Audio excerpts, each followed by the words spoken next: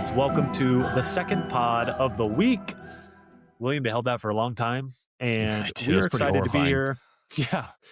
We just lost 3 listeners, so that's disappointed. We're down to single digits, but it's fine. This podcast, as you know, is brought to you by the much-needed book-only ultimate unofficial Harry Potter trivia game. But this is a good introduction to our plot hole, which is a level 7, William, but I think it's one of the easiest level 7s.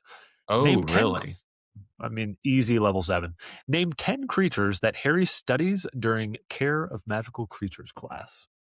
Bowtruckles, hippogriffs, Thestrals, unicorns, baby unicorns. Does that count? Just unicorns, adults and fowls. Gnarls, Krups. Let's think. Man, this is the problem. When I start naming things, I gotta write things down because You're doing amazing. There's 10 of them. How many do I have so far? You're holding up 6. Look at my fingers, William. Oh my gosh, what more could I do for you? Krupp, Gnarls, Thestral, Bowtruckles, Nifflers, unicorns. Those are your 6. Flobberworms, Scroots. Maybe I gave you one. Maybe there's just one left. Because I'm pretty sure you said hippogriff. I did say hippogriff, yeah. One more. All right, I gotta write them down. Same again, the ones I've said so far. Hippogriffs, flobberworms, blasted scroots, unicorns, nifflers, bowtruckles. Salamanders. Fire-dwelling salamanders. Congratulations, yeah. William. We are here for our second podcast of the week to talk about plot holes. Last week, we talked about the Marauders map and how plausible it is that Peter Pettigrew would not have been seen by the Weasley twins on the map. And today, very plausible. We're going through the second swipe on this clickbait post, which it worked. I clicked on it. Many people sent it to me, which is why we're doing this now. So this is what we're going to address here, William. I'll read the post. Thestrals are invisible to anyone who hasn't witnessed death. Harry saw his mother die in front of him when he was a baby. Yet, he could not see the Thestrals pulling out of the Hogwarts carriages until his 5th year after seeing Cedric Diggory die. William, I believe J.K. Rowling addresses this directly. Could you read us a quote by her, please? Yeah. So this is the question and the answer. So why could Harry see the Thestrals, Order of the Phoenix? Shouldn't he be able to see them much earlier because he saw his parents, Quirrell, Cedric, die? And her response is, I've been asked this a lot. Harry didn't see his parents die. He was in his cot at the time. He was just over a year old. And as I say in Philosopher's Stone, all he saw was a flash of green light. He didn't see Quirrell's death either. Harry had passed out before Quirrell died and was only told about it by Dumbledore in the last chapter. He did, however, witness the murder of Cedric, and it is this that makes him able to see the Thestrals at last. Why couldn't he see the Thestrals on his trip back to the train station? Well, I didn't want to start a new mystery, which could not be resolved for a long time at the very end of the 4th book. I decided, therefore, that until Harry is over the first shock and really feels what death means, i.e. when he fully appreciates that Cedric is gone forever and that he can never come back, which takes time, whatever age you are, he would not be able to see the Thestrals. After 2 months away from school, during which he has dwelled endlessly on his memories of the murder and had nightmares about it, the Thestrals would have taken shape and form, and he could see them quite clearly. I didn't think about Quirrell, but good point. He definitely does not see Quirrell die. And yeah, he's 1 year old. Even if he could see the death, is it a part of him? That wasn't loud. Don't worry, William. And this plot hole doesn't even do the plot hole justice. It says he can't see him until his 5th year after seeing Cedric die. When, William, do you have the quote in the book for us where he actually should have seen them at the end of the 4th book, Goblet of Fire? Hermione turned away, smiling at the horseless carriages that were now trundling toward them up the drive, as Crumb, looking surprised but gratified, signed a fragment of parchment for Ron. That's it.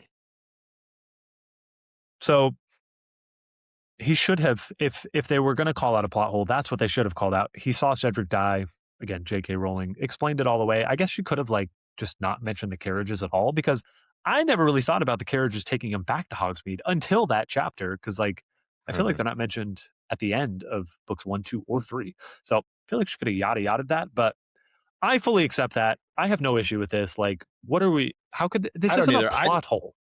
I think there are some things that that you can say she just didn't know it until she they're like Hagrid saying she's a head boy and girl, which can easily be explained by like Hagrid's an unreliable narrator, blah blah blah. I believe like, oh, like look, she didn't have that stuff like all figured out when she wrote the first book and some of that stuff. By the Right. time she wrote this, she knew what Thestrals were. She had it all on her mind. Like I'll take that as the explanation. I think that makes sense and it's a satisfying explanation. And again, if you think it's a plot hole, it's not a plot hole. It's at most a minor inconsistency that's easily explained. And again, plot hole people are the worst. I It's fine to talk about plot holes. I think that can be fun. Thus far, we have not actually had a real plot hole. I do want to. I mean, I guess yeah. And the last time we kind of had a vote, and we both are very aligned. Not a plot hole. You summed it up well. This is Right. a minor thing here. And I guess we'll also ask for the vote. Does the HBO show need to address this in any way, shape, or form and make sure that there's continuity here?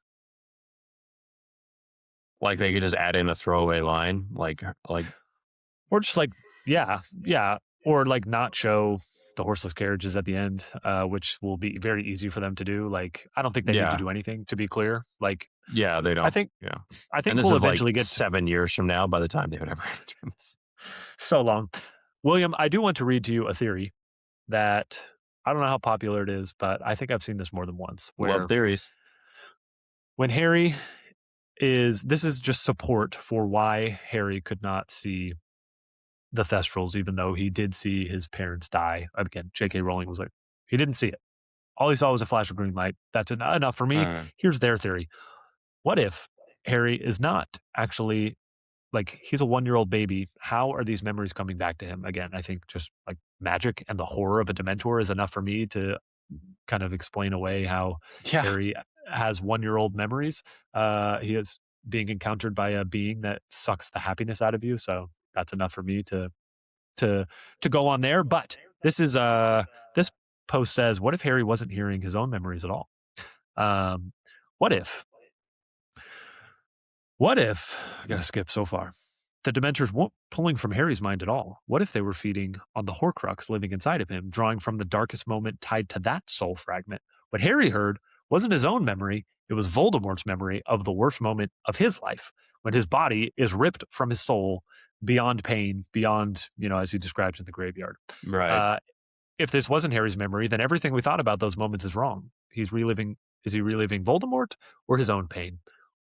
What do you think? Blah, blah, blah. What do you think about that? Any credence to that? Any support there?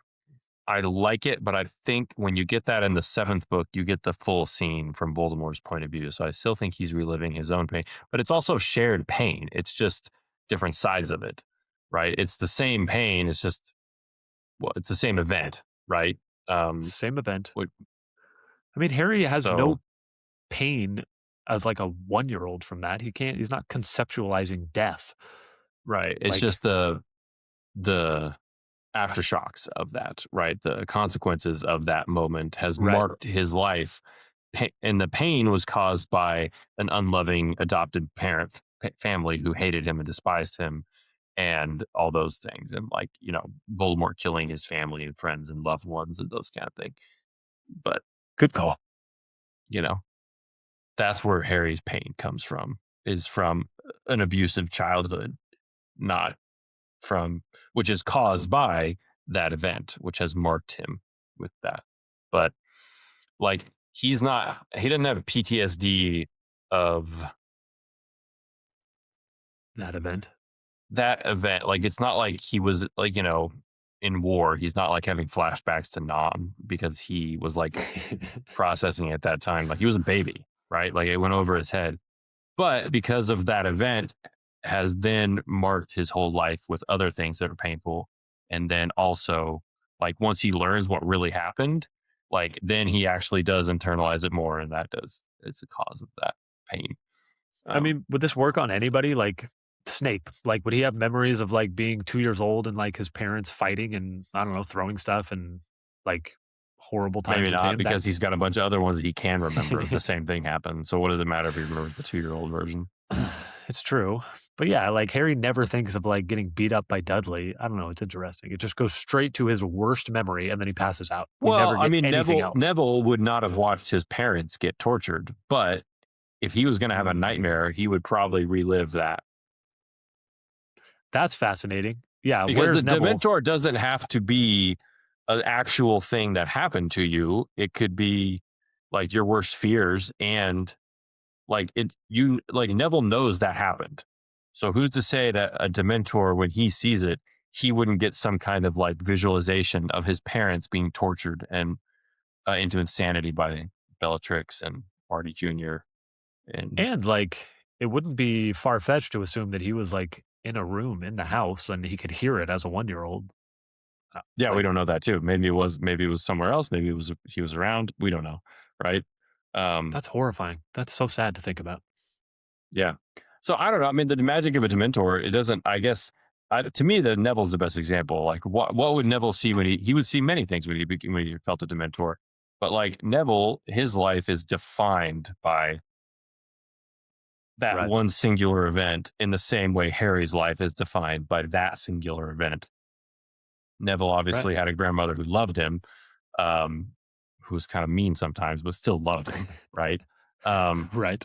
Whereas Harry was raised by terrible people and stuff. So, and he does relive but like, if a Dementor is going to pull out the worst of the worst, like, why is it going to pull out like Dudley bullying him when it could pull out like forcing him? Like, if a Dementor wanted to torture someone mentally, would it be like, I'm going to show you Dudley being mean to you or your aunt and uncle not loving you, or am I going to show you the thing that you know now that happened, but you don't remember, and it's the scariest, worst moment of your life? You just don't remember it. I'm going to make you remember it, and that's why it's going to be torture. That's a good point. Suck out everything else, even other bad memories, but leave you with this one horrible memory. The worst one. Hard to believe that wizard kind let Azkaban exist for hundreds of years. Pretty horrifying. I mean, you got to have a prison, but it doesn't got to be that. That was terrible ideas. Pretty horrible on their part. 6 months in Azkaban for, I don't know how long Barty Crouch wanted to send Bagman to Azkaban, but I don't know. Hagrid, not actually guilty. We're just taking a precaution. Months in Azkaban. Horrifying stuff. Horrifying stuff. William, the next time we do this, well, the next one is like the Golden Snitch is worth 150 points. Like, I feel like we covered this at length in Quidditch Through the Ages podcast. I don't think we need to cover, well, like, obviously not a plot hole. These are the words they use, not me. But yes, not a plot hole. So we're going to skip that one. The next one we'll do is Veritaserum, which you've talked about a couple times in here, but we'll get a little bit deeper into Veritaserum and its potential uses in the wizarding world.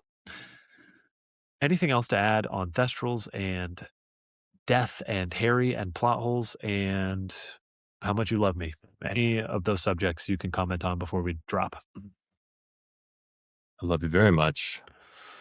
Thanks. All right. Maybe Cassie can cut that part out. That's all I got.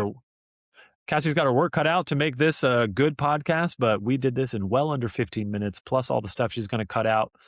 Half-Bloods will be back next week with Veritaserum. And are there any plot holes there? And love you. See you next week. Peace.